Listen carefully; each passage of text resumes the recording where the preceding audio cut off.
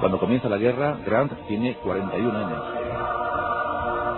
Y ni por ensalmo esperaba una oportunidad histórica como la que le dio la guerra. La guerra hace que afloren los sentimientos peores y también los mejores del ser humano. Los cobardes y los héroes aparecen en las guerras.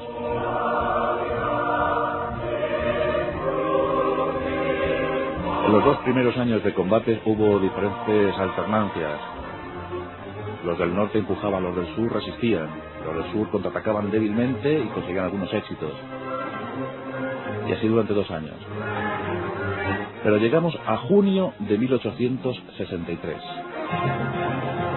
En los prolegómenos de lo que sería la gran batalla, la batalla decisiva de la Guerra Civil Norteamericana. Después de unas cuantas victorias, Robert E. Lee tiene una misión muy clara: defender Richmond, la capital del sur. Jefferson Davis le encomienda la misión de encabezar el ejército del norte de Virginia. Se iba a enfrentar al ejército del Potomac. El ejército del Potomac en esos momentos era comandado por el general Hooker. Robert E. Lee tiene que optar entre defender Richmond o la otra opción, y es atacar para tener una mejor defensa. Y elige esta última. Lee cuenta con un ejército de 77.000 hombres, muy motivados después de las últimas victorias, muy avezados, muy curtidos en el combate, y piensa que atrincherarlos sería perder una gran oportunidad, y es la de invadir el norte y llegar hasta la propia capital, Washington. Se pone al frente de sus tropas, las divide en 3 grandes cuerpos de ejército y se lanza a la invasión de Pensilvania.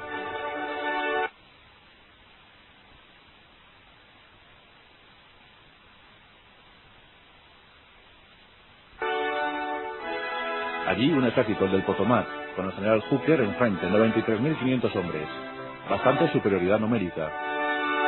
Pero Hooker no se percata de los movimientos de Lee. Incluso 3 días después ni siquiera era consciente de que Lee había atravesado la frontera fluvial en este caso, que dividía Virginia y Pensilvania. Hasta que en junio su caballería se percata de los movimientos de los sudistas. Hooker protesta a Washington, quiere iniciar un ataque contra Richmond. Lincoln se lo niega, Hooker dimite. Momento decisivo y crucial en esta confrontación, porque aparece uno de los grandes personajes de esta historia. Su nombre, George Gordon Meade. El general Meade, nacido en España, por cierto, hijo de padres norteamericanos. Su padre era el agregado naval de Norteamérica en Cádiz. Era también un buen militar, muy disciplinado. También, por supuesto, graduado en West Point, después entregado a la práctica de la ingeniería militar. Construyó algunos fuertes y su bautismo de fuego fue en el año 1862, donde fue herido al frente de su tropa. Pero muy tenaz, muy determinado siempre al combate. El general Meade asume el mando del grupo del Potomac. Se pone al frente de los 93.500. Se inician los primeros movimientos de acercamiento. Nadie pretendía combatir en Gettysburg, una pequeña localidad, eso sí, muy importante, vital, porque era cruce de 10 caminos, nada más y nada menos, 10 caminos. Sería fundamental en las comunicaciones, pero no en ese momento. No era el terreno apto para el combate. Los oficiales en un bando y en otro eran los mejores, aunque Lee estaba muy pesaroso por la pérdida de su gran lugarteniente. Hablamos de Muro de Piedra Jackson, Stonewall Jackson, perdido en batallas anteriores. Era el gran lugarteniente, dicen que era el auténtico tándem, era el gran comodín de Lee. Era el único que sabía interpretar bien las órdenes, a veces difusas, de Lee. Lee no era un general al uso, no daba órdenes tajantes, dejaba a sus lugartenientes las decisiones a su libre interpretación. Él quería tomar una colina, lo decía, Jackson lo interpretaba y adoptaba las medidas necesarias para tomarla. Los sudistas tenían el entusiasmo, los unionistas tenían la entrega, y estaban a punto de enfrentarse 2 fuerzas formidables de choque en Gettysburg. El 30 de junio por la tarde, las patrullas toman contacto. Un joven teniente de caballería de la Unión, es el que inicia los disparos al ver una columna de infantería de los sudistas. Estos le replican con una descarga de fusilería. Son los albores de la gran batalla de Gettysburg. Es una batalla muy curiosa porque ninguno de los generales estaba al frente de sus tropas a inicio de los combates. Es algo curiosísimo. Robert E. Lee estaba a bastantes millas de distancia, Lee también estaba a bastantes millas de distancia. Pero los jefes de la zona deciden entrar en combate. Y claro, el único recurso que le quedó a Lee y a Meade fue enviar más tropas de refuerzo. Tampoco era cuestión de perder Gettysburg.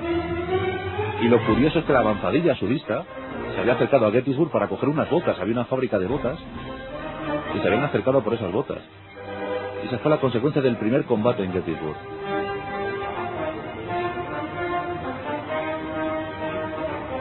Y así empezamos a ver cómo las tropas se van acercando, cómo se empieza a combatir, cómo los sudistas sufren terribles pérdidas los dos primeros días, el 1 y el 2 de julio. Meade estaba convencido de lo que estaba haciendo. No solamente acabarían todos los sudistas en Gettysburg, sino avanzarían hasta el final, hasta Richmond. Pero la tenacidad de Lee, la gran estrategia de Lee, provocó que la batalla se fuera enzarzando cada vez en más. Las pérdidas eran constantes por los dos grupos. Tengamos en cuenta que en Gettysburg los sudistas pierden 28.000 de sus hombres y los de la Unión más de 25.000. O sea, las pérdidas muy parejas. Pero el sur no se podía permitir tantas pérdidas como el norte. A Grant le llamaban el carnicero porque no le molestaba intercambiar bajas. Sabía, era consciente del peso específico de su ejército. Llegamos al día culminante, el 3 de julio de 1863. Las tropas de Lee están en una situación muy forzosa. Tienen que decidir algo, y pronto.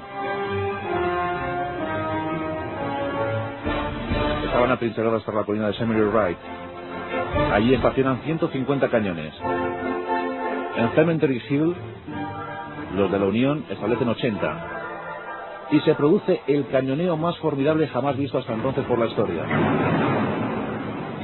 230 cañones en un lado y en otro, intercambiando balas de larga distancia.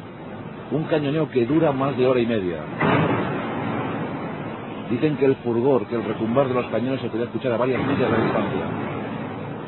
Ahí es curiosamente cuando se produce la única baja civil de esta batalla.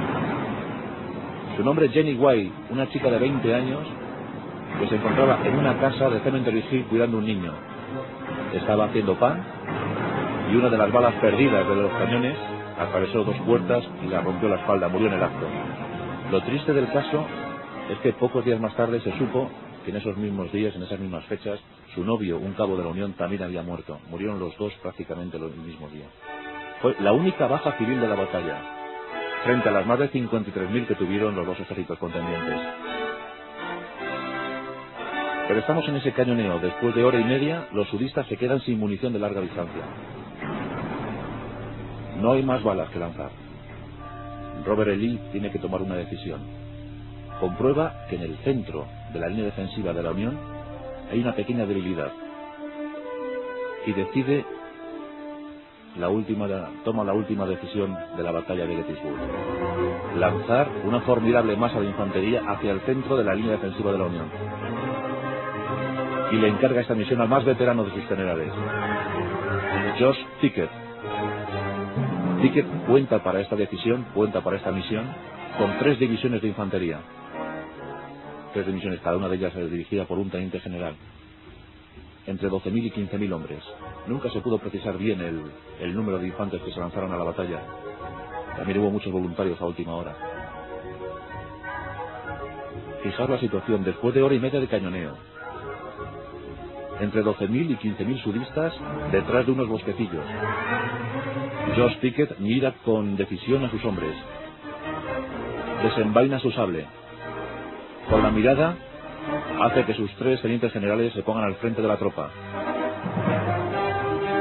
Y esos 14.000 hombres en posición de desfile